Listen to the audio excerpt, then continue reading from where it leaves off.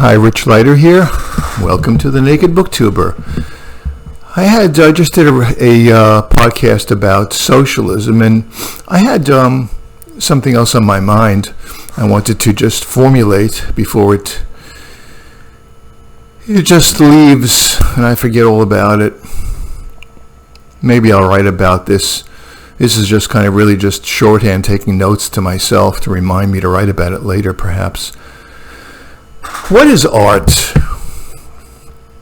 Now there's a big question, right? Ask 100 people what art is, and they'll give you 100 different answers, probably, especially nowadays. In the wake of minimalism and pop art and postmodernism and post-postmodernism and on and on. Andy Warhol says that art is whatever you can get away with. Well, as much as I don't really like Andy Warhol, that's true in a certain cynical way. Some people think that art is synonymous, especially nowadays, with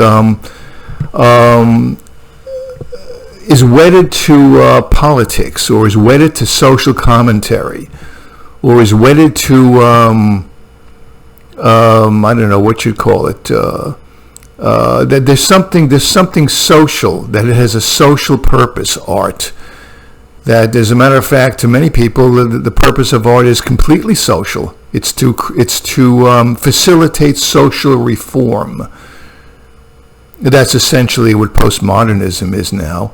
That seems to be the only purpose for art is social reform. And of course, what kind of social reform are they talking about? They're talking about us, promoting the socialist cause, the socialist project.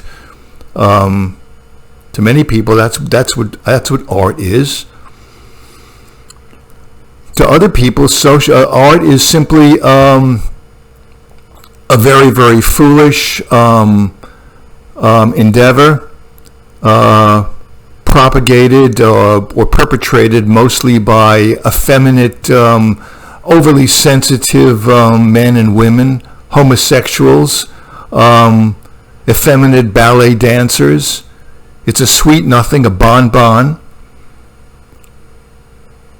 And there is some truth to the fact that there are many, many artists, some great artists who are homosexuals. Michelangelo, Leonardo, there's a whole slew of them. There is some truth to that, in a way. Well, that of course doesn't mean that you write off art because of that. That would be ridiculous. Some people believe that. That's all that it is. Certain Philistines would believe, it's just that flowery, fancy, pansy stuff. Some people believe that. Some people believe that art is the great crowning flower of humanity. It justifies the existence of humanity. Art is the same, is holy. It's holy art. That one should prostrate oneself before the altar of holy art. I've gone through a phase like that myself. Some people believe that art is, basically it's their meal ticket. That's what academics believe. Academics say one thing, but actually all that it is to an academic, art, talking about literature or paintings, music. I mean, they may enjoy it a great deal, but let's face it, they pay their mortgage by talking about it. So to some people, it's a meal ticket. I could go on and on. There are many, many different. There are as many different takes on what art is as there are imaginative thinking people, I suppose, or unimaginative, unthinking people. Now, here's what I think, though. This is the best that I've come up with. It makes sense to me. I think that when an artist, I mean a painter or a writer or a musician or a sculptor or an architect, I think that when these people are in the process of creating their art, that life is being endowed with meaning for them. I believe that life is inherently meaningless, but when you create a work of art, there is now meaning during the process of the creating of it. And when you create something which is beautiful and which is harmonious, well, life too seems to be beautiful and harmonious and meaningful.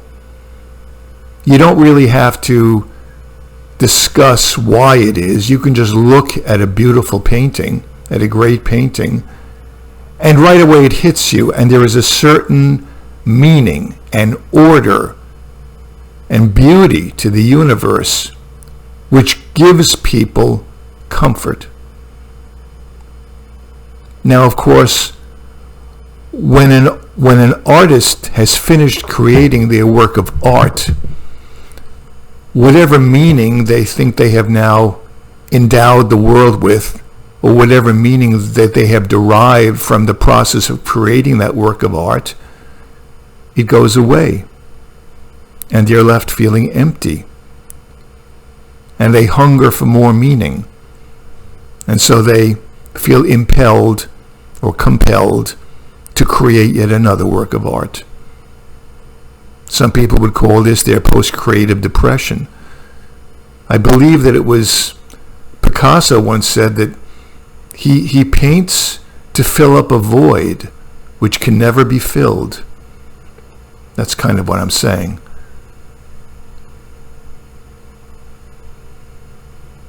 So life is meaningless to me. It's chaotic. It doesn't have any particular form at all. This is the true nature of existence. And man is concerned with carving form out of that intrinsic chaos.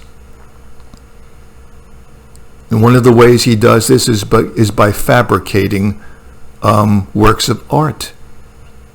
He gives form to that which was once chaotic, and that gives him great comfort. But it's never enough. The overpowering, crushing chaos then descends upon him once more, and so he feels impelled to create yet another work of art. Now, why do I say that life is without form, that it is formless? I'm not. When I say it's meaningless, I'm not making a value judgment. I'm saying it in this sense. When you look up at the stars at night, when you look at the Milky Way on a clear night, you just see countless stars. There is no particular pattern or rhythm or form to them. It is chaotic. One person looks up at a certain group of stars and he sees a hunter. A constellation, he calls it. It's a hunter. Another person sees a group of stars, and in seeing that constellation which seems to resemble a hunter, he is creating form. He is using his own imagination and interpretive skills to extract a form out of that chaos. That's what an artist does. He could create any kind of work of art at all. He creates a certain particular work of art, his own particular constellation. Another artist might see something that looks like a Big Dipper. And so he creates his work of art, his Big Dipper. But one must always remember and keep in mind that these are artificial, imposed forms on chaos. There are any number of forms which can be created out of that chaos. So art gives us comfort. It gives us temporary meaning, but it is an illusion. The form is an illusion, and that's not a bad thing. The illusion is there to give us meaning, to give us a sense of purpose. We're used to thinking, most of us, that when you read a book or look at a painting, that there is some kind of a definitive truth contained within that painting. And I've come to the realization that there is no definitive ultimate truth in any painting or in any work of art. Within the context of that hermetically sealed off work of art, there is meaning. There is a meaning when it was being created, and there is a meaning within that particular context. But there is no single, unique, absolute, all-embracing, permanent meaning. The difference between art and philosophy is this. An artist, a writer, a painter, will create an illusory meaning in a hermetically sealed off world of that work of art. It is relevant only within the context of that work of art. The same writer could write, well, I'm talking about writers now, the same writer could write another work maybe a dozen years later with a totally different feel to it, a totally different take on life. But it is no less relevant or successful because it is being written within the context of that hermetically sealed off world. That is why it still is relevant in that world. Philosophy, unlike art, is a fool's project, because the goal of philosophy is to discover a universal, permanent meaning that is immutable. And that can never be done. An artist says, I'm writing this book, and within the context of this book, insofar as this story and these characters, this is the meaning. A philosopher will say, there is only one meaning, and I have discovered it, and it is carved in stone. And one can never do that.